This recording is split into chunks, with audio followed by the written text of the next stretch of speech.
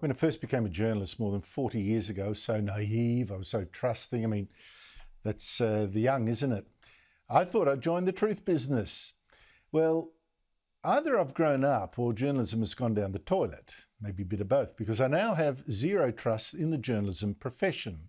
And that is because I have seen how the news is so often manipulated and how bias infects so much of what you were told, or more particularly not told. And the consequences are getting extremely serious, world-changing serious. Now, tonight I'll give you two more examples, and not this time involving global warming or the so-called stolen generations. I mean, I've told you before the truth about those. I'll start with the latest of the two examples, and the one that's not as serious as the second, boy, but illuminating. There's just been another mass shooting in the United States. 6 people murdered at a Walmart shop, allegedly by an employee there.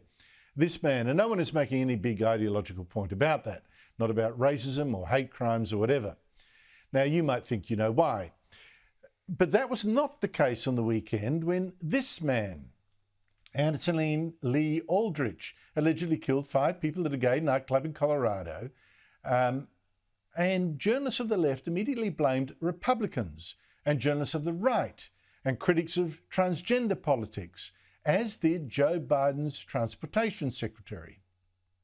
You can't target a group to be feared and to be hated. A group, by the way, that never did anything to you, but is politically convenient to attack.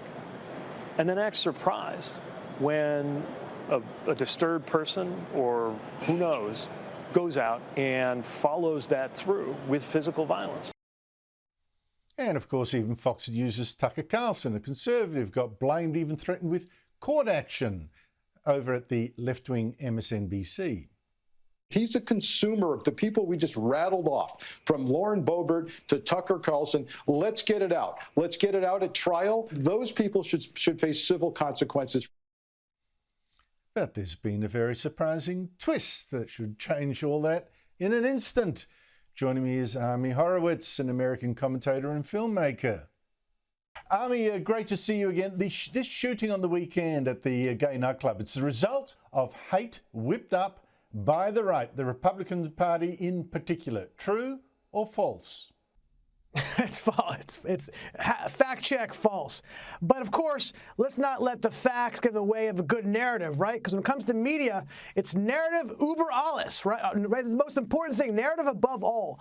And that's what we're seeing here. Like, let's remember that if the converse is happening, they always say, let's wait a second, let's wait for the facts, let's wait days and days before we suss out exactly what happened.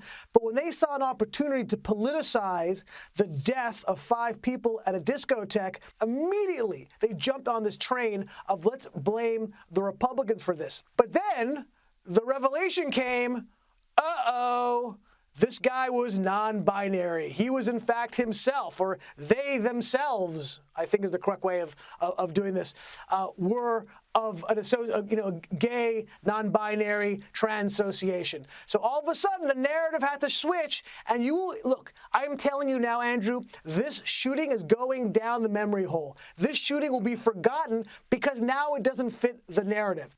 Well, I don't know, maybe because I'm older and more cynical than you, but I wonder whether he's suddenly going to have a new metamorphosis. What did we do to this poor man that he reacted in such a violent way? Society is still to blame. I think there might still be a shift in this one. But to a more serious example, Ami, of the media totally misrepresenting the truth, and in fact, in this case, influencing the outcome of the last presidential election. One of the big mainstream TV stations of the left, CBS, this week announced it had finally discovered that the laptop of Joe Biden's son Hunter, which was abandoned in a repair shop, was genuine. But it's done this 2 years after the New York Post had said so, nearly 2 years after the election, and so, Joe Biden won. And it's only doing so now that the Republicans are going to investigate this laptop formally in Congress after winning back control of the House. And suddenly CBS says, oh, that laptop that we've ignored for years might actually be true. And as Republicans take control of the House, Hunter Biden, the president's son, will be a target for investigations. And that means data from a laptop reported to belong to Biden could be crucial to the investigatory process. And we commissioned an independent forensic review to determine its authenticity. Senior investigative correspondent Catherine Harrods joins us now with what we found. Catherine, I'm very interested. Good morning. The laptop data we had analyzed showed no evidence it was faked or tampered with.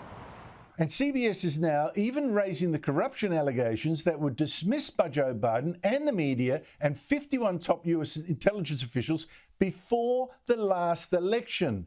Ami, the way that the media left, and Twitter, and Facebook, and intelligence officials, and the Democrats stifled this story for years. Tell us about that. Yeah, this is turning out to be a smash the media narrative segment, and I love it. I love it. I love bashing on the media because they're so untruthful. And yes, this is a very big deal. When the New York Post, a major media outlet in the United States, which skews center-right, it's not even a right-wing outlet, it's a center-right outlet.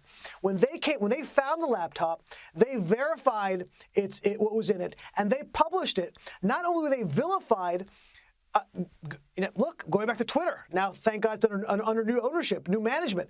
But Twitter banned the New York Post, one of the largest media organizations in the country, because they took a step out of line. They didn't stick with the narrative. And this is what we're facing. It's this deadly combination of media, traditional media and social media coming together to ally themselves for political perspective. And what's at stake? Free speech is at stake. Yeah, but Ami, it's even more worrying for me than here is the media colluding to defeat, and I think their intervention helped beat Donald Trump. It's an historically important media manipulation. I think it robbed Donald Trump of the election.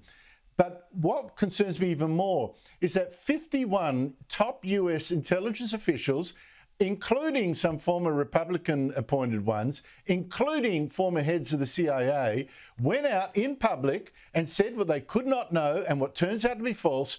This seems to be Russian collusion, Russian disinformation. How on earth did that happen? What does that say about the United States? It means that we're entering, or if we're not careful, we're going to enter a very dark place. It means that people don't care about the truth. Doesn't matter. It's politics that matters. It's your perspective winning out over the other guy that matters. And if that means you're going to sully the name of somebody and you're going to use your credentials, and frankly, as far as I'm concerned, all these people who push this narrative, whether it be in the media, people in the government, people, and frankly, a lot of, like I said, national security people were pushing this fake narrative of Russian collusion and the Russians using President Trump as a cat's paw. No, look, people don't have credibility anymore. Look, that's the problem. You had former head of the CIA who was pushing this drivel.